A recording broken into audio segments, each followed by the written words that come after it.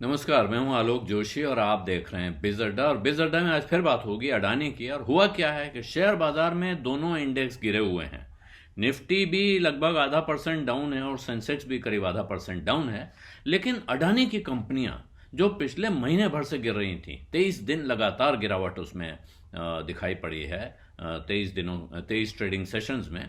और उसके बाद आज वो कुलांचे भरती हुई दिख रही हैं। अडानी पोर्ट्स 5% ऊपर है। जो उनकी सबसे बड़ी फ्लैगशिप कंपनी है 14.27%, 14.27%। अडानी एंटरप्राइजेस 1363 रुपये 85 पैसे पे पहुंचा है। हालांकि ये 2 दिन पहले जहां था वहीं पहुंचा है, क्योंकि कल उसमें गिरावट आई थी, परसों भी गिरावट आई थी। लेकिन फिर भी आज अगर आप अडानी का पैक्ट देखें, अडानी के शेयर देखें, तो आपको हरियाली दिखाई पड़ रही है। 2 कंपनियां छोड़ दीजिए, सिर्फ अडानी ट्रांसमिशन जिसमें 5% का लोअर सर्किट लगा हुआ है, और Adani total gas limited, Adani Total gas limited अगर आप फ्रेंच प्रोनाउंसिएशन उठाएं तो वो वहां भी 5% का लोअर सर्किट है। लेकिन उसके अलावा अडानी विल्मर में 5% का अपर सर्किट, एनडीटीवी में 5% का अपर सर्किट, एसीसी और अंबुजा 2% से 3.25% तक ऊपर हैं। और अडानी पावर में 5% का अपर सर्किट, अडानी पोर्ट 5.5% है, इसका सर्किट इसके ऊपर है, इसका अर्थ है। और अडानी ग्रीन में 5% का अपर सर्किट। ये दशा दिख रही है। अचानक क्या हुआ अडानी की कंपनियों में, ये सवाल आपके मन में, हमारे मन में भी आ रहा है कि क्या अडानी की मुश्किलें खत्म हो गई? क्या बाजार अचानक अडानी पर दोबारा पैसा लगाने के चक्कर में आ गया है? बाजार में लोग अडानी पर फिर दांव लगाने लगे हैं। हालांकि एक रिपोर्ट आई है जिसके हिसाब से आज की तारीख में इतनी गिरावट के बाद भी जो सेंसेक्स का पीई है, सेंसेक्स कंपनियों का, उसके मुकाबले अडानी कंपनियों के वैल्यूएशन आज भी ज्यादा हैं। तो इसका मतलब वो वहां नहीं पहुंच गया है जहां आप कल्पना कर रहे हैं। हिंडनबर्ग की रिपोर्ट में जो भविष्यवाणी जैसी की गई थी, या जो आशंका जताई गई थी, जो डाउनसाइड दिखाया गया था, कुछ कंपनियां तो वहां पहुंच चुकी हैं। लेकिन अडानी जितना गिरा है इसके बाद, और इससे काफी पहले से, शुरुआती 4 दिन की गिरावट के बाद से ही बहुत सारे लोग ये सवाल पूछने लगे थे कि भाई आप खरीद लें क्या, अब तो गिर गया है। जाहिर है आज तो ये सवाल बहुत जोर शोर से लोगों के दिमाग में होगा कि हाँ, अरे अब तो बढ़ना भी शुरू हो गया, केवल गिरा नहीं है, अब तो चढ़ना भी शुरू हो गया। तो पहले समझने की कोशिश जरूर करनी चाहिए। इस बात का कोई तरीका नहीं है कि हम समझ पाएं कि क्यों बढ़ रहा है, इतना स्पष्ट कोई कारण निकल के नहीं आ रहा है। लेकिन कुछ संकेत हैं, और वो संकेत हमको ये सामने रख देने चाहिए। क्योंकि एक एक जो बड़ी चीज आई है वो ये है कि गौतम अडानी की तरफ से ये संकेत आ रहे हैं कि वो 790 मिलियन डॉलर, लगभग 79 करोड़ डॉलर का जो शेयर बैक्ड लोन है, यानी जो शेयरों को कर्जा रख के उन्होंने शेयरों को गिरवी रख के जो कर्जा ले रखा है, 79 करोड़ डॉलर वो मार्च तक चुकाने जा रहे हैं। कल चर्चा आई थी कि वो चुकाने जा रहे हैं, चुकाने की तैयारी कर रहे हैं। अब उसमें एक आंकड़ा जुड़ गया है, ये डेट आ गई है कि वो मार्च तक चुकाने की तैयारी कर रहे हैं। साथ में उन्होंने सिंगापुर में और हांगकांग में फिक्स्ड इनकम रोड शो किए हैं, वहां कर रहे हैं इस हफ्ते वो। और वो वजह है कि जहां उनके जो बॉन्ड इन्वेस्टर्स हैं उनके अंदर कॉन्फिडेंस जगाया जा सके कि ये जो इतना वितंडा चल रहा है अडानी एंटरप्राइजेज या अडानी समूह को लेकर, इसके बीच उनके जो भी निवेशक, जिन लोगों ने उनके बॉन्ड्स में इन्वेस्टमेंट कर रखा है या जिन्होंने उन्हें कर्ज दे रखा है, तो वो उनके मन में भरोसा जाग उठे। उधर ये खबर भी है कि अडानी ग्रीन एनर्जी भी, जो उनका एक 2024 का बॉन्ड है, उसको वो 80 करोड़ डॉलर की क्रेडिट लाइन 3 साल की लेकर उसके जरिए रीफाइनेंस करने की तैयारी कर रहा है। हालांकि ये सूत्रों की खबर थी, और इसके बाद अडानी ग्रुप के सीएफओ ने एक बात कही कि हम कोई रीफाइनेंसिंग की तैयारी नहीं कर रहे हैं। लेकिन इस तरह की जो बातें आई हैं कि अडानी समूह पैसा जल्दी लौटाने की तैयारी कर रहा है, अडानी समूह विदेश में जाकर नया पैसा उठाने की तैयारी कर रहा है, इससे काफी कॉन्फिडेंस बनता है। और एक खबर और आई, अखबारों में देखेंगे अगर आप, तो कि बैंकों की मीटिंग हुई, जो कंसोर्टियम है जिसने अडानी समूह को कर्ज दे रखा है, और उस मीटिंग के अंदर ये कहा गया कि साहब ठीक है, दबाव है, प्रेशर है।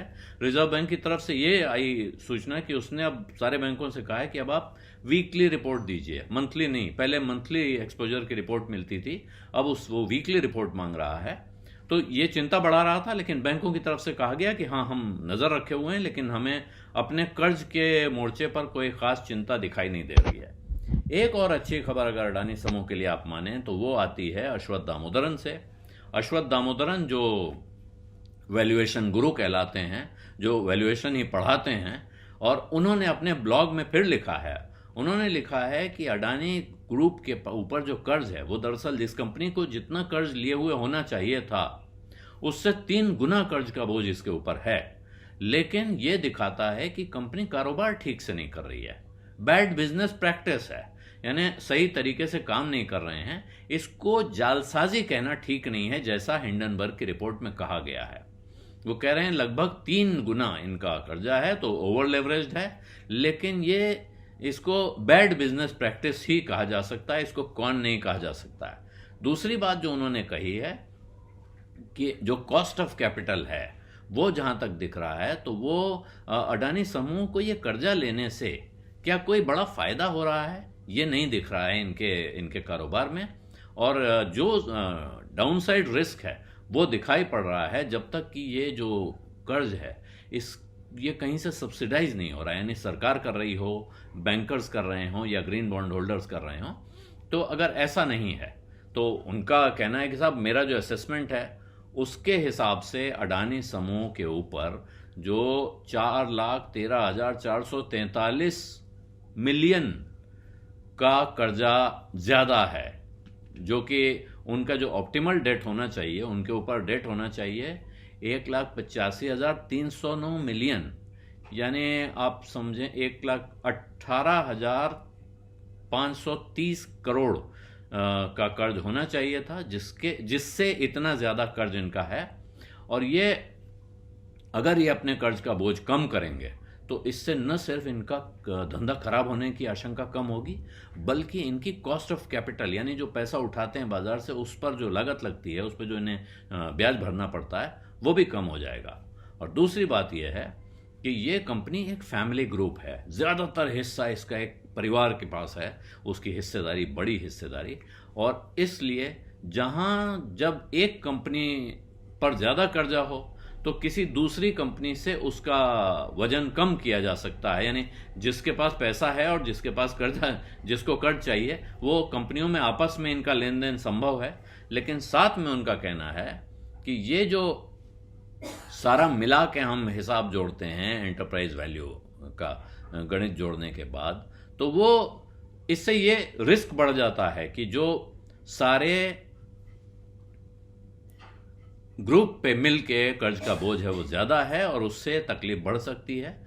और उसके पहले आपको याद होगा कि अश्वत्थ दामोदरन पहले कह चुके थे कि साहब फेयर वैल्यू अडानी एंटरप्राइजेस के शेयर की 945 रुपए पर शेयर है।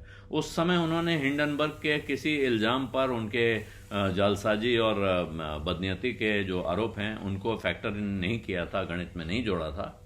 लेकिन आज भी वो कह रहे हैं कि साहब जो 1531 रुपए पर शेयर का जो भाव आ गया, इस पर भी मुझे लगता है कि अब भी कंपनी काफ़ी महंगी है, ये शेयर बहुत महंगा है उनके फंडामेंटल्स को देखते हुए। फंडामेंटल्स में कैश फ्लो और ग्रोथ की संभावना और साथ में जो जोखिम है, इन सब को जोड़ते हैं। और ये वो कह रहे हैं कि इसमें फिर मैं कह रहा हूं कि ये जो हिंडनबर्ग की रिपोर्ट की वजह से जो कंपनी की साख को नुकसान पहुंचा हो, लॉन्ग टर्म वैल्यू को जो नुकसान पहुंचा हो इस शॉर्ट सेलिंग के एपिसोड से, इसको हटाकर मैं बता रहा हूं कि इस भाव पर यह शेयर महंगा है। ये पहले भी कह चुके हैं।